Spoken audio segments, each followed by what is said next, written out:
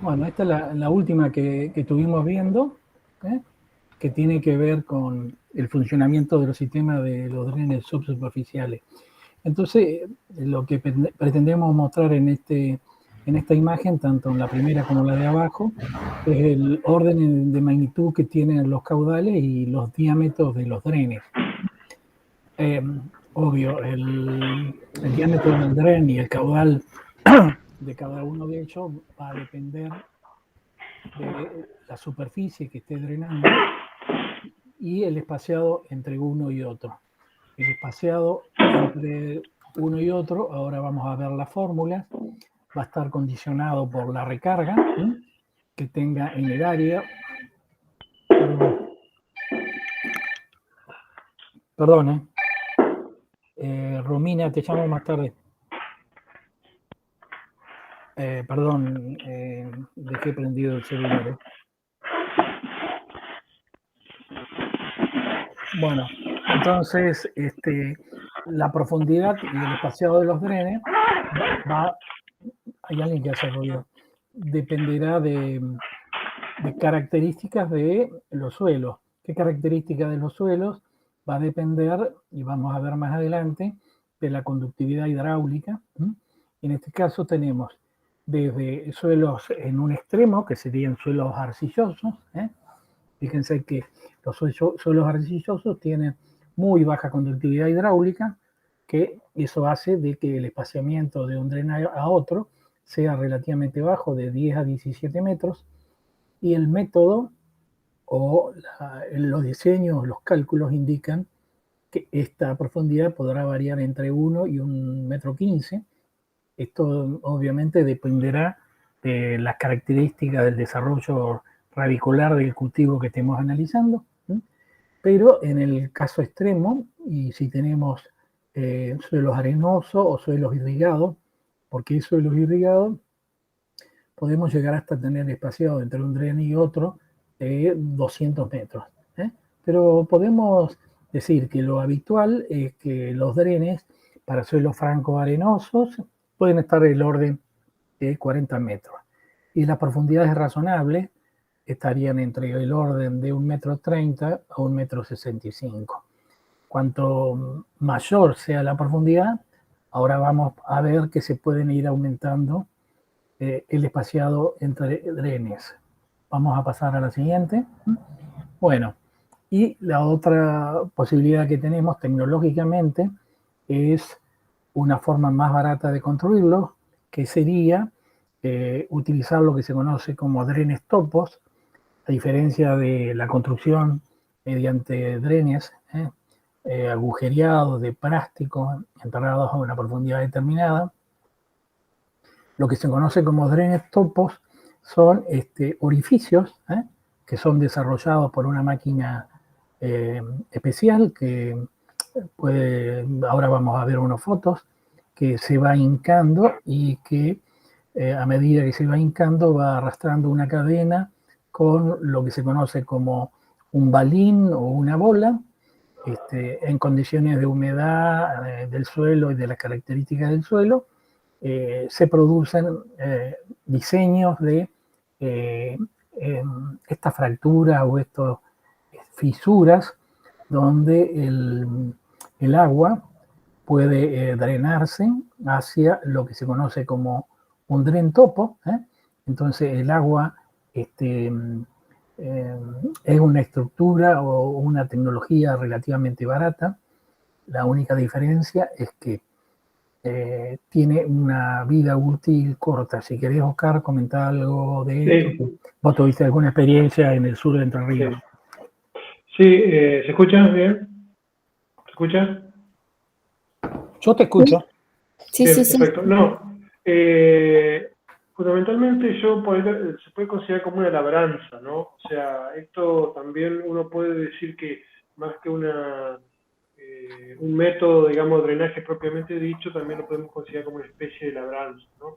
Ahí tiene una hoja vertical, como ya se ve lo que deja la marca de la hoja, y en esa hoja, como dijo Eduardo, va atada dos piezas fundamentales que se lo vamos a ver en la imagen, y lo que genera es fundamentalmente hueco, digamos, una tubo, y que ese tubo está conectado con esta fisura, ¿no? Permitiendo de esta manera un mejor drenaje de toda el área, producto de esta labranza, ¿no? Por supuesto que una labranza programada, como toda labranza, pero de alguna manera tiene características de una estructura, de una obra de tipo drenaje. Eso estaría entre dos, vamos a llamar, entre dos características que tiene la utilización de este drain topo, ¿no? Ahí se ve en la imagen de la izquierda la hoja, una hoja subsoladora, como se ve. Esto tiene una copla de 3 puntos que va directamente conectada al tractor y tiene una punta cincel y atrás con una cadena a un balín o bola que puede ir conectado. Lo que hace la punta cincel es hacer el hueco y el balín le da la forma y le da estructura, digamos, a esa tubería, ese tubo, ¿no? Le redistribuye tensiones al suelo y de esa manera queda estructurada una pseudo tubería que funciona bien durante una X cantidad de periodos, de acuerdo al tipo de suelo y a la cantidad de humedad y de lluvia que tenga pero por la experiencia que hemos tenido acá en el sur de Entre Ríos, esto dura aproximadamente dos campañas, a 3, y bueno, la verdad que es una solución muy barata, porque de hecho hay que pasar con un tractor de una potencia determinada, pero es algo muy barato con respecto a toda esta otro tipo, digamos, de infraestructura que hemos visto, que bueno, es mucho más permanente, pero por supuesto un costo inicial mucho más alto, ¿no? Ahí también se ve que si tiene una barra de tiro, mejora su trazado y da una mayor linealidad cuando tenemos una barra de tiro. Así que la diferencia arriba es sin barra de tiro y daría una forma irregular, lo cual esto daría una dificultad al momento de trabajar el tren, digamos, abajo con la de esa barra de tiro. Lo que se coloca al final, en el tramo final, en la salida del canal, muchas veces se coloca, porque ahí es donde se rompe, generalmente se cae, la parte final se le coloca a veces una tubería, un pedazo de PVC, como para que tenga una buena salida en la agua, ¿no? Lo hemos visto trabajar y realmente sale muy bien el agua, prácticamente un chorro perfecto, o sea, y la verdad que funciona muy bien, hasta que esa estructura, por supuesto, como no tiene ningún tipo de sostén, la única sostén es la redistribución de las tensiones que le da el balín, eso se cae, por lo tanto pierde, digamos, hay que volverlo a hacer, pero bueno, es la pasada de un arado, ¿no? En este caso de este instrumento. Acá se lo ve con la barra de tiro, como queda mucho más firme, y por lo tanto el trazado es mucho mejor, mucho más lineal, ¿no? Sí, no está afectado por el cambio del relieve, de la topografía. Digamos, con eso se logra una pendiente constante y obvio, eso hace que funcione mejor. Eso se lo hinca dentro del canal, digamos, de desagüe y se lo hace hacia agua arriba. Es decir, voy haciéndolo de agua abajo como hacia agua arriba, como se hace prácticamente todos los drenajes, ¿no? O sea, siempre se comienza el punto más bajo y de ahí hacia el punto más alto. Sí, adelante, no sé. Bueno, acá hay otro tipo de zanjeadora también, para hacer ese tipo de canal, una zanjeadora vertical. Es igual la que vimos anteriormente, pero lo que hace acá justamente es una zanja totalmente vertical y en la parte final de la zanja se le coloca algún material de tipo, digamos, permeable, ¿no? O puede ser tuberías o pueden ser algún material rocoso o pétreo, porque inclusive se piensa a veces de poder colocar algún plástico que genere un lugar de una permeabilidad mayor. Bueno, este es un caso típico de cómo se vería. La foto no es totalmente buena. Ustedes ven ahí la barra de tiro, ven el agujero o el lugar donde teóricamente se conduciría el agua, el drain topo propiamente dicho, ahí donde se está marcando. Y fíjense la distribución de las tensiones, y ahí Oscar va a explicar qué características tienen que tener los suelos, como ustedes se estarán dando cuenta, para que se produzca esta creación de fisura y en qué condiciones de humedad se tiene que construir o desarrollar la aplicación de esta técnica. Oscar, si querés. Sí, pasamos a la otra. Sí, pasamos a la otra, que creo que están las condiciones de uso. Bueno, eso también la misma, otro del top saliendo distintas aplicaciones. Y una tabla después, vamos a ver. ¿Qué es eso?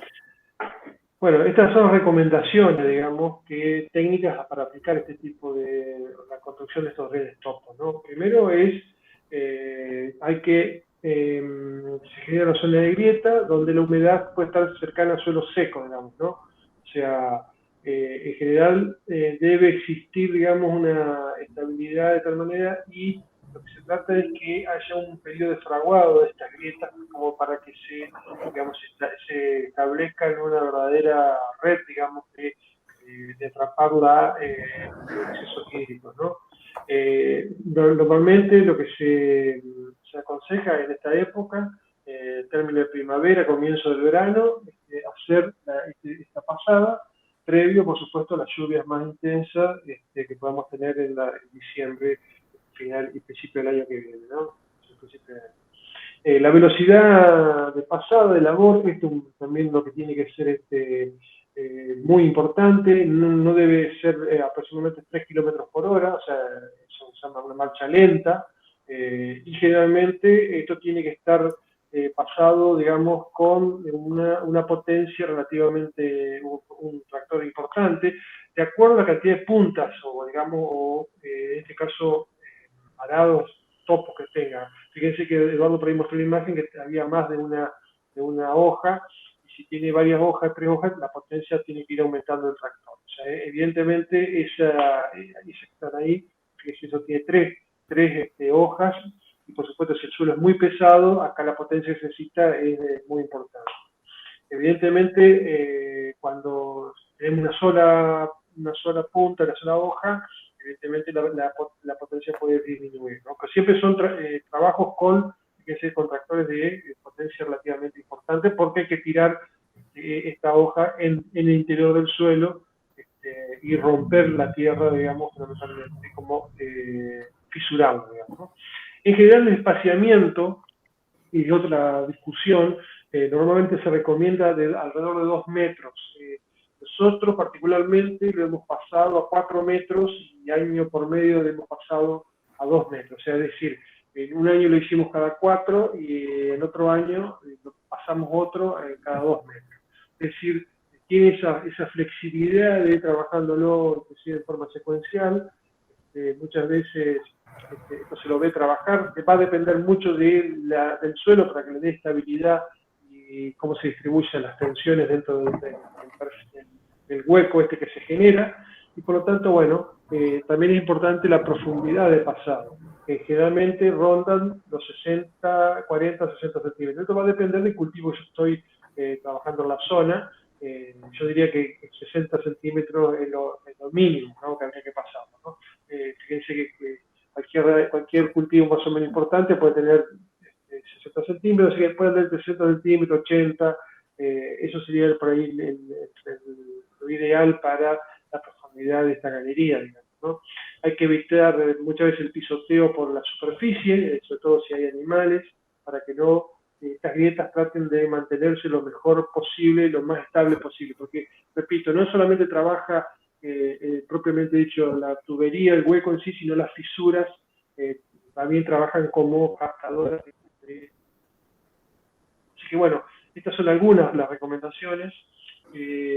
Hay 2 ejemplos de exceso de espaciamiento, donde acá las fisuras no trabajan en conjunto, y el óptimo que está abajo, el trabajo adecuado, donde se tendrían que prácticamente las fisuras pegar una con respecto a la otra. Bueno, esto funciona, sería un buen funcionamiento. Bueno, esto empiezo yo a explicarlo. Sí. Bueno, esto es matemático, pero porque hay que manejarlo matemáticamente. Cuando tenemos drenes, nosotros tenemos que diseñar unas variables, que es el espaciado de un dren superficial a otro, la profundidad a la que están ubicados, la abertura o el diámetro de los mismos y la longitud que queremos ubicarlo. Eso va a depender de una variable que tiene que ver con la conductividad hidráulica o la permeabilidad de la formación donde están ubicados estos drenes. Va a depender del parámetro más importante, que es la recarga. Fíjense que arriba hay una serie de flechitas que significan QC, el caudal por unidad de área. Este caudal por unidad de área puede estar asociada a las precipitaciones o puede estar asociado a la ineficiencia de los sistemas de drenaje. Bueno, entonces nosotros tenemos una componente vertical que está ingresando al dren. En su momento, el nivel freático estaba en una profundidad determinada y nosotros en el medio donde dice Y o Y tenemos una variable que dice N, que esa es la profundidad radicular que queremos que tenga, y tenemos una H minúscula, que es la carga hidráulica que tiene que tener el dren para garantizar de que en el centro del espaciado entre dos drenes, la zona no saturada esté al menos una profundidad N. Si vamos a la izquierda, tenemos entonces un parámetro que es K, que es la conductividad hidráulica superior, o sea, la parte que queremos drenar, y un H, que es la carga hidráulica o altura total, que sería la suma de la profundidad radicular y del H chiquito, o sea, de la carga hidráulica. O sea, esas son las variables de diseño, y las variables de salida van a ser, abajo del dren hay una Q en metros cúbicos por segundo, generalmente lo vamos a expresar en litros por segundo, que estarán asociados al caudal que tiene que salir en el dren cuando se produce esa recarga. Estos drenes están pensados para que en el tiempo de sumersión nosotros vamos a tener una recarga, producto del Q chiquito C arriba, y en el tiempo de sumersión nosotros tenemos que lograr que el sistema esté en equilibrio, o sea, los caudales en Q mayúscula que salen por cada uno de los drenes sean equivalentes al Q chiquito C multiplicado por el espaciado y por la longitud del dren. O sea que en un momento determinado va a entrar más agua a la zona no saturada, pero cuando esté en equilibrio, esa forma así que tenemos, esa parábola, estará en equilibrio, y en el centro del dispositivo, o sea, en el espaciado dividido 2, para decirlo concretamente, vamos a garantizar que la zona o la freática va a estar siempre por debajo de N chiquito. Vamos a pasar a la siguiente. Bueno, les voy a complicar un poquito la vida, pero partamos de la base de que ustedes recordarán de grafología que hay una variable que dice que el caudal, según la ley de Darcy, es la multiplicación de la permeabilidad multiplicado por la sección, que sería metro cuadrado, multiplicado por el gradiente. Entonces, nosotros, si aplicamos ese concepto, nosotros en el caso de arriba podemos decir, y váyanse a la ecuación que está abajo, el caudal que tiene que salir va a ser el Q chiquito multiplicado por X por un metro. Eso es para el análisis del caudal que tiene que salir por unidad de ancho. Y la pendiente va a ser el tirante o la carga multiplicado por un metro, y se puede expresar como, recuerden a Dorita Brutti, la derivada de y sobre x, derivada de y sobre diferencial x. Pasemos. Esto es para que ustedes vean cuál es la lógica de desarrollo. Seguimos en la próxima diapositiva. Y bueno, acá le complico un poco la vida. Bueno, entonces, siguiendo la lógica, nosotros vamos a la ecuación final, directamente. Entonces, la ecuación final dice que el espaciado entre drenes va a depender de 2 veces la H chiquita, que es la carga hidráulica para mí, multiplicada por la raíz de Q, que es la permeabilidad, dividido QC. O sea, cuanto mayor es la conductividad hidráulica, más separados pueden estar los drenes. Cuanto mayor sea la profundidad a la que ubico el dren, mayor espaciado pueden tener los drenes. Pero cuanto mayor recarga QC que tengo ahí tenga superficialmente el dren, van a tener que estar los drenes más cerca.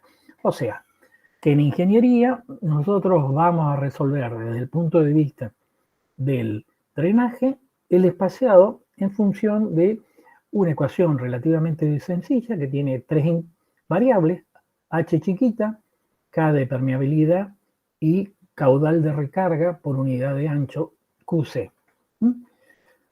Fíjense que la permeabilidad, y esto es importante, y el QC tienen que estar expresados en la misma unidad.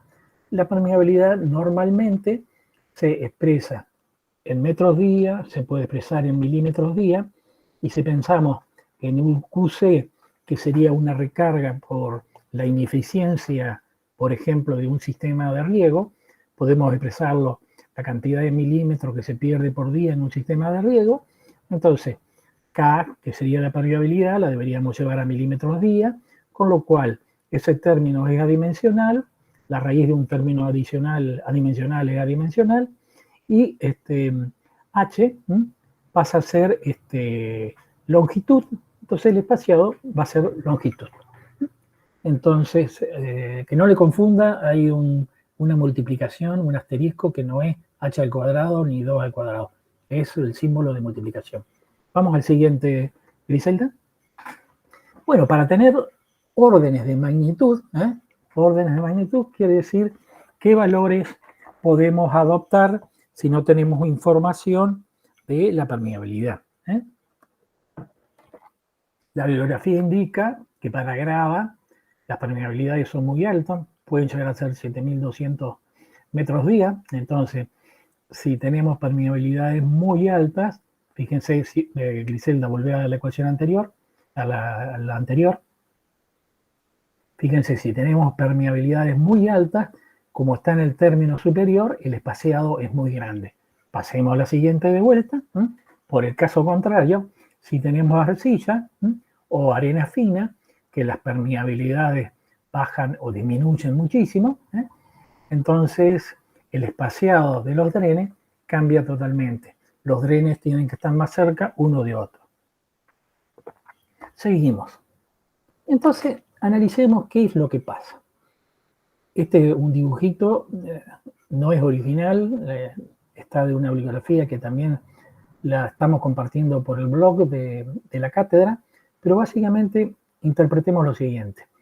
La línea marrón superior es el nivel del suelo. Estos serían plantitas con su profundidad radicular, un nivel de napa, una capa impermeable, y todo lo que está en celeste sería la zona saturada, que es la que me produce problemas.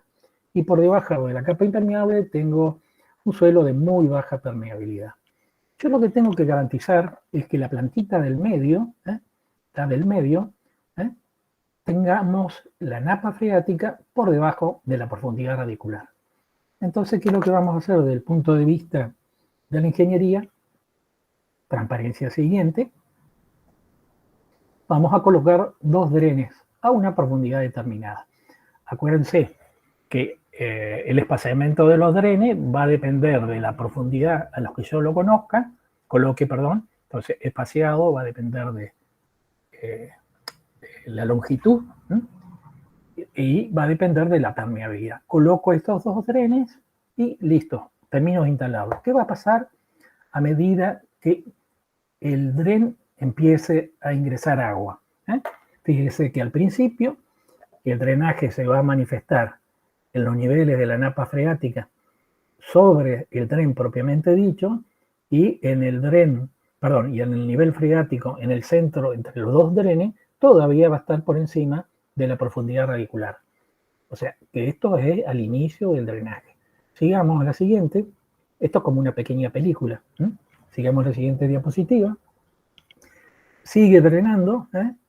sea, en ambos extremos, donde están los drenes, las plantas en el dibujo 1 y 2 a la derecha y la 3 y casi la 4 en la izquierda, la napa freática está por debajo de la profundidad radicular, pero las 3 del centro están todavía sus raíces casi en zona saturada. Pasemos a la tercera etapa, que es la siguiente. En la tercera etapa, ya en un momento determinado, el caudal que ingresa es igual al caudal que egresa y los niveles freáticos siguen disminuyendo, y todo el sistema, todas las raíces, toda la profundidad radicular no llega a alcanzar el nivel freático. El objetivo entonces del diseño es lograr que el espaciado entre los drenes, la profundidad a la que están ubicados los drenes, generen una situación en un momento determinado que sea esta.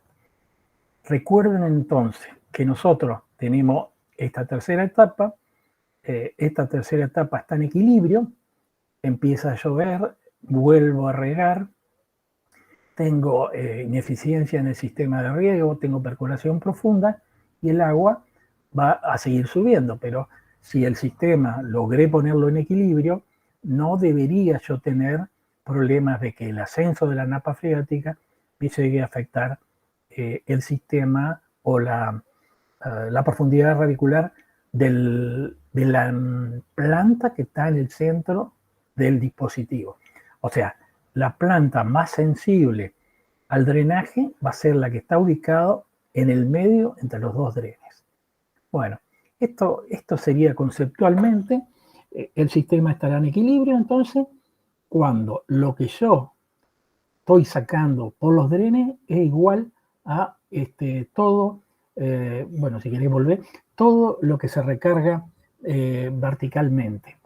Entonces, los prácticos que vamos a ver ahora se basan en ese concepto.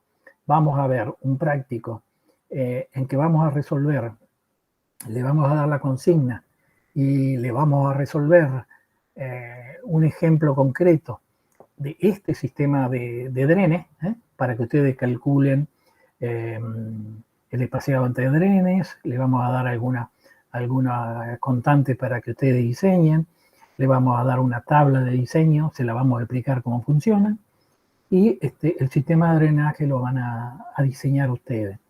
Y después le vamos a dar los datos de un sistema de drenaje superficial, en donde, no sé si ya lo tenés listo para presentar, Griselda.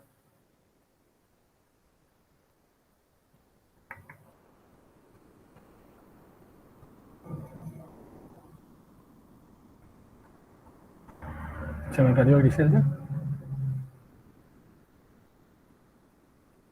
Bueno, vamos a ver un sistema de drenaje, los dos extremos, un drenaje superficial, en donde vamos a asumir que tenemos suelos de baja capacidad de infiltración, vamos a hacer un análisis, que es un dato que le vamos a dar nosotros, de una precipitación de diseño, le vamos a dar un tiempo de sumersión que ustedes deberían evacuar ese exceso hídrico, y ustedes van a tener que calcular el espaciado entre canales y diseñar la geometría de los canales. El primer práctico tiene que ver con lo que acabamos de ver recién. Entonces, obvio, los problemas de drenaje con drenes subterráneos se presentan. David. Sí, te escucho. Vamos a la consigna del trabajo práctico va a ser esta primera parte de drenes subterráneos que lo van a tener que resolver ellos, pero nosotros les damos un tutorial de cómo resolverlo. Bueno, perfecto. La segunda parte sí, ya se la damos resuelto. Bueno, entonces hablemos de este o vamos a otro práctico. A los dos, como vos quieras. Bueno. Listo, empezamos con este. Entonces, las condiciones de drenaje superficial y subterráneo responden fundamentalmente a las condiciones del suelo, las condiciones de infiltración del suelo. La infiltración, condición de infiltración y las características del suelo hablan de la posibilidad de que haya agua gravífica, que esa agua gravífica produzca un ascenso de los niveles freáticos. Ese ascenso de los niveles freáticos, cuando existe un riego ineficiente, genera de que podamos tener problemas con la profundidad radicular que esté en la zona saturada. Bueno, entonces este caso concreto es pusimos digamos una zona citrícola, y bueno, entonces los datos que tenemos y les proponemos a ustedes para el diseño tienen que ver con un establecimiento que tiene 200 metros. ¿Se me fue? No, ya va. Bueno. Espera que voy al tutorial directamente. Bueno, bien.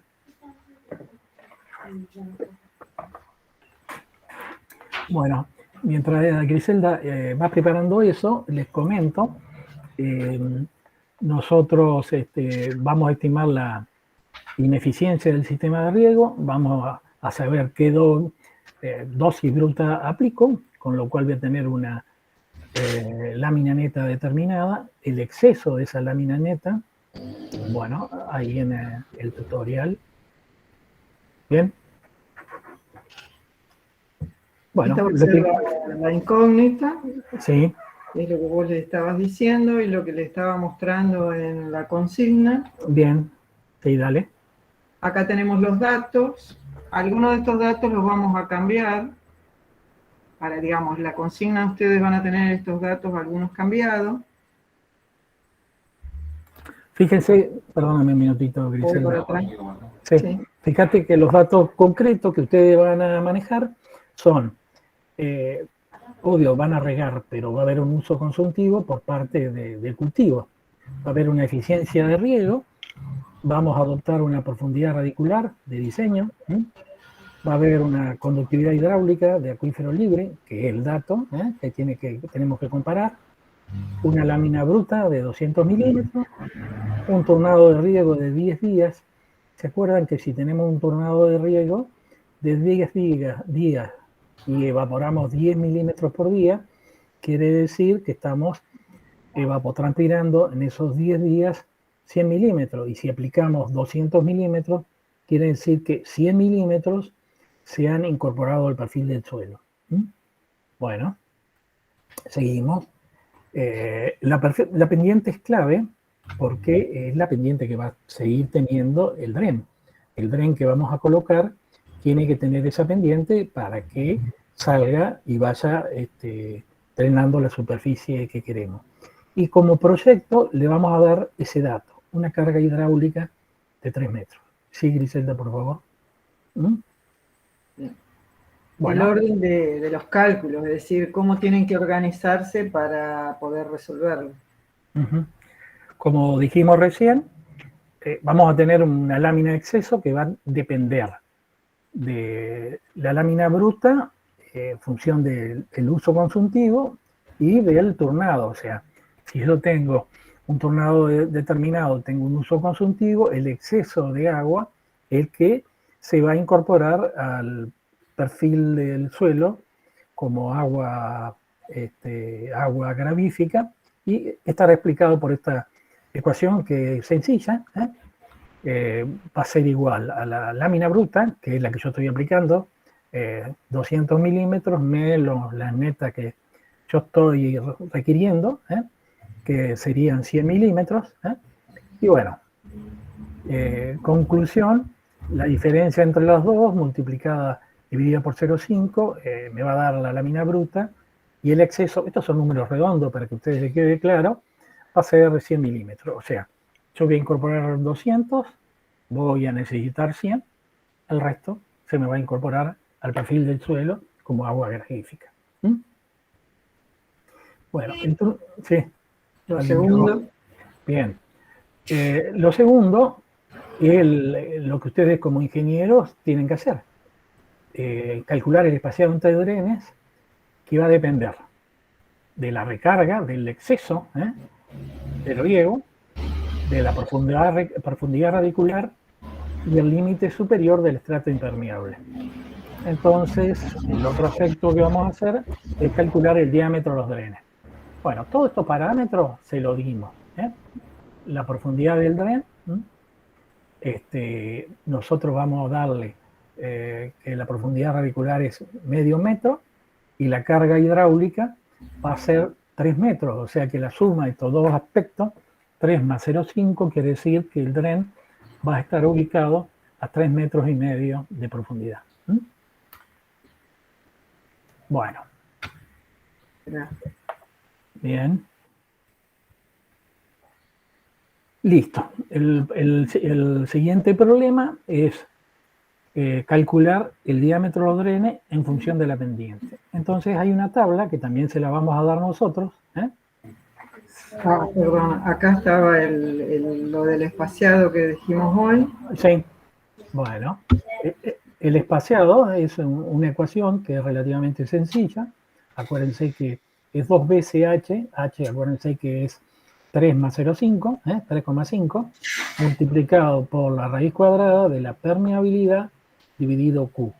El Q, acuérdense, es la cantidad de agua que ingresaba por día. Y bueno, ahí hay un pequeño problemita. Sí, acá. Sí. No, pero es adrede. Bueno, para que no lo saquen. Bien. Bueno, que no lo saquen por ahora. Bueno, entonces, para ese caso concreto, nos dio un espaciado entre drenes de 16 metros y la propuesta de diseño por parte de la geometría, de Potrero, etcétera, etcétera, era que los drenes no deberían superar los 120 metros. Con lo cual, la sección, que sería 120 metros por los 16 metros de espaciado por la recarga vertical, me da un caudal diario de 120 metros cúbicos día. Ese es el caudal que tiene que evacuar cada dren. Que parece mucha agua, pero si lo expreso... Porque está... Si lo expreso en litros por segundo, el caudal es un caudal, como hablábamos nosotros, del orden de litros por segundo. Y bueno, y para determinar el diámetro del dren, vamos a usar esta tabla que depende de dos variables. La variable a la izquierda, que es la pendiente, y el caudal, que es lo que está metido en la parte central. Y en función de eso, determinamos el diámetro. Entonces, estábamos hablando de un caudal aproximadamente, ya no lo vi, me olvidé, 2 litros y pico. Sí. Entonces, y teníamos una pendiente de 0,5, del 5%, y entonces un diámetro de 5 centímetros no alcanzaba porque me daba, creo que 2,17, entonces tenía que adoptar un diámetro un poquito mayor, y ese es el diámetro de diseño. Y listo. El práctico termina a ser ahí, fíjense que está pintado en texto. El texto dice nota, el valor máximo no debe ser mayor que 160 metros, por lo cual podemos adoptar un dren de esas características, y para ese caudal tiene que tener un diámetro de 0,06 metros. O sea que esta tabla que ustedes están viendo aquí es válida para drenes que no superen los 200 metros de longitud. ¿Puede ser? Puede ser. Bueno. ¿Y ahora? Y ahora la segunda parte, si querés explicar. Sí. La segunda parte, que ya va a estar resuelto. Sí, va a estar en la consigna incluso. Déjame que lo... El objetivo es que ustedes aprendan a resolver un caso concreto de drenaje superficial en función de parámetros de suelo, parámetros de pendiente y una precipitación de un caso máximo. Fíjense que nuestro problema se basa, ahí hay un pequeño dibujito, Oscar, creo que vos ya habías mencionado que en parte de Entre Ríos ponemos problemas de suelos de baja capacidad de infiltración. Entonces lo que estamos proponiendo como diseño es un sistema de canales paralelos donde cada canal capta el agua entre la mitad de la longitud a la izquierda, o sea, la mitad del espaciado entre uno y otro, y nosotros deberíamos determinar el volumen de agua que tiene que evacuar. El volumen de agua dependerá de la longitud del canal y dependerá del espaciado entre un canal y otro. Bueno, este buen señor, la topografía, nos determinó el diámetro, perdón, la dimensión del establecimiento, 4.000 metros, en el sentido de la pendiente longitudinal, y 1.200. Y bueno, entonces, evidentemente que podemos proponer distintas cantidades de canales. Bueno, el problema que tiene, baja capacidad de infiltración. Tenemos una pendiente longitudinal que es la condicionante de todo. Entonces, con esta pendiente longitudinal y el volumen de agua que tenemos que evacuar y el tiempo que tenemos que evacuar, podemos calcular un caudal, y vamos a usar el programa que ustedes aprendieron a usar, el GPRH de los brasileños. Bueno, en este caso seleccionamos y dimensionamos el volumen a drenar en todo el establecimiento, y en este caso concreto pusimos 5 canales de 4.000 metros de largo por 200 metros de ancho, y tuvimos en cuenta la cantidad de lluvia que se iba a producir, tuvimos en cuenta la lámina de agua que era admisible para el productor desde el punto de vista de la ganadería, y cada canal tenía que evacuar 344.000 metros cúbicos.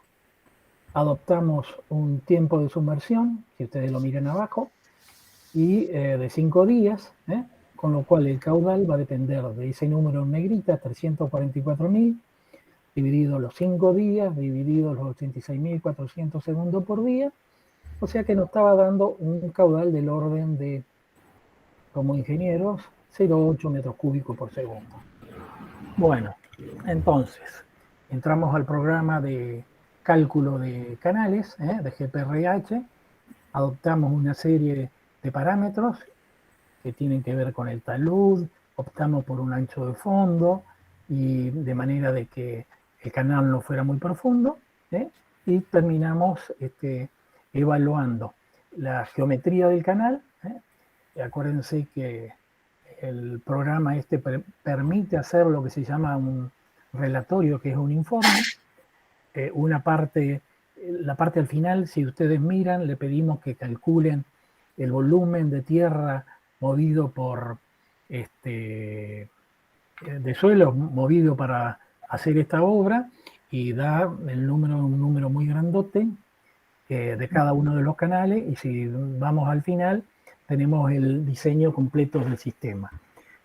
Bueno, esta obra se puede hacer por, digamos, autoconstrucción, lo cual es complicado por la profundidad que tiene el canal, o se puede hacer por tercero y se puede hacer una evaluación económica de lo que esto costaría. Oscar siempre insiste, tenemos que saber en función de la pendiente, en función del área que vamos a descargar el agua, que es lo que decimos al principio, que vamos a tener una pendiente determinada para garantizar que los canales puedan descargar. Volvemos, si quiere, Griselda, la hoja primero, entonces vemos cuál es el diseño. Si alguien se anima a hacer un croquis a mano alzada o usar el dibujo de arriba, de ese, un croquis a mano alzada, donde explicite las longitudes del canal, el espaciado entre canales, y cuántos canales tienen, porque esto vendría a ser como el corrugado de un techo, ¿no es cierto? Sería el trabajo final del práctico. Un dibujo sencillo y nada más.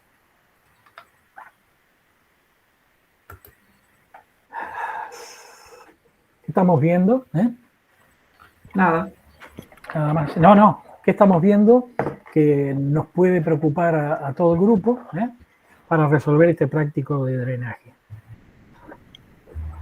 Estos prácticos de drenaje, entonces, como ustedes pueden ver, los drenajes subsuperficiales están vinculados con la recarga vertical, y esa recarga vertical puede ser por un exceso de precipitación en suelos de alta capacidad de infiltración, suelo arenoso, por ejemplo, por un mal manejo del riego. Oscar, vos comentabas de los viajes que hemos hecho a Santiago del Estero, que tiene un sistema de riego de 300.000 hectáreas, que ya hay como, creo que 30.000 hectáreas con problemas de suelo salino sódico, porque la nappe freática está arriba. En su momento, y esta es una cuestión política, siempre se inauguran los sistemas de riego, y los sistemas de drenaje, como no se ven, no se inauguran ni se construyen nunca. Entonces, si uno hubiera construido un sistema de drenaje, los suelos o los problemas de drenaje que hay hoy en Río Hondo, por ejemplo, en Santiago del Estero, no existirían por el tema de la evaporación, a pesar de que se riega con agua de relativamente buena calidad. Perdón, buena aptitud para el riego, que es el término que tenemos que usar. Otro aspecto que tenemos que analizar, siempre en estos casos de drenaje superficial, las pendientes, los canales tienen que tener una velocidad que no sea, la velocidad del agua no tiene que ser erosiva. Tenemos que adoptar una revancha, porque cuando nosotros seleccionemos para una lluvia, por ejemplo, este es un ejemplo, me parece, de 450 milímetros en 3 días, Griselda, puede suceder que tengamos precipitación con esta historia del cambio climático mucho mayor, y los canales que hemos diseñado para una recurrencia determinada no estén en condiciones de evacuar estos excesos hídricos que estamos planteando en el tiempo de sumersión. Y ese es el problema que tenemos. En este caso, se están midiendo 45 centímetros por el uso que le está dando el establecimiento. Muy bien.